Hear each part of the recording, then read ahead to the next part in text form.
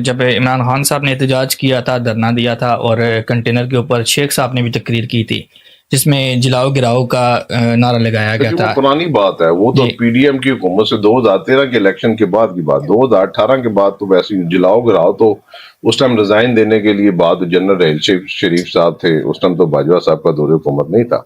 تو وہ سیاستدان تقریریں کرتے ہیں تو کون سا جلاؤ گراؤ ہو گیا تھا؟ ساری بات وہی انہوں نے ایویڈنس بنائے ہوئے ہیں کہ شیخ رشید نے کہا کہ شیخ رشید کے کہنے پہ یہ کچھ ہو گیا. شیخ رشید نے شہر میں 60 تعلیمی ادارے بنائے ہیں، 4 یونیورسٹی ہیں.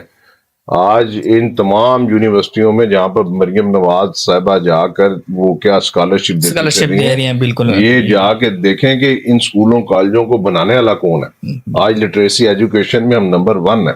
اس شہر کی بیٹی پڑھی لکھی ہے. آج جو ہم نے وومن یونیورسٹی 6 روڈ بنائی عمران خان صاحب کے دور میں، وہاں پر پہلے سیمسٹر میں 1100 بچیوں نے ٹاپ کیا، اور اس میں سے پتہ نہیں 13 کے 14 بچیوں کو گولڈ کے میڈل ملے اور 40-50 بچیوں کو چاندی کے گولڈ میڈل. فاطمہ یونیورسٹی آپ کے سامنے.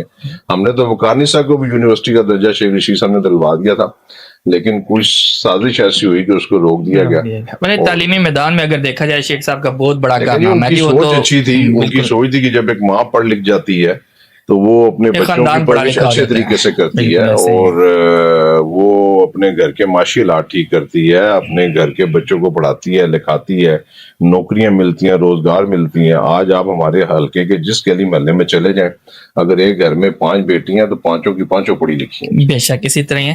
اچھا، کافی ڈسکس ہوئی پی ٹی آئی کے حوالے سے بھی، تو عمران خان صاحب جیل میں جاتے ہیں لوگ ملنے کے لیے بھی. آپ بھی کبھی ملنے کے لیے گئے، ملاقات ہوئی آپ کی بھی؟ روز میں جاتا ہوں جی، جس دن تاریخ ہوتی ہے. میں اس حصے میں تو نہیں جاتا جس حصے میں عمران کو جانا چاہتا ہوں، لیکن شیخ صاحب ہوتے ہیں، ایک بندہ ہی ٹھیک ہوتا ہے. تو میں نے تو خان صاحب کو بالکل ایز اے پرائم منسٹر وہ اتنے خوبصورت نہیں تھے جتنے آپ جا کے ہو گئے ہیں. اور میں بڑا امپریس ہوا ہوں کہ جیل، میں نے خود بھی جیل دیکھی ہے مغرب کے بعد. جب آپ کو، مجھے تو ایک چھوٹے سے سیل میں رکھا ہوا تھا، 10 سیل میں اٹک، اور مغرب کے بعد جب اس کا لاک اپ بند کرتے ہیں، آپ اکیلے ہوتے ہیں، اور خان صاحب بھی اکیلے ہوں گے، تو بندہ کہتا ہے کہ یا باری تعالیٰ میں یہ کون سی مصیبت ہے. اور وہ شخص جس نے ساری زندگی شاہانہ گزاری ہو، جو انٹرنیشنل لیول کا آدمی ہو، اور جس نے، میں کہتا ہوں کہ سونے کا چمچ لے کر پیدا ہوا، اور وہ 1.5-2 سال سے ڈالا جیل کے اندر، جو تکلیف برداشت کر رہا ہے، اس کی ہمت کو سلام پیش کرنا چاہیے. اس نے مردوں کی طرح جیل کاٹی ہے.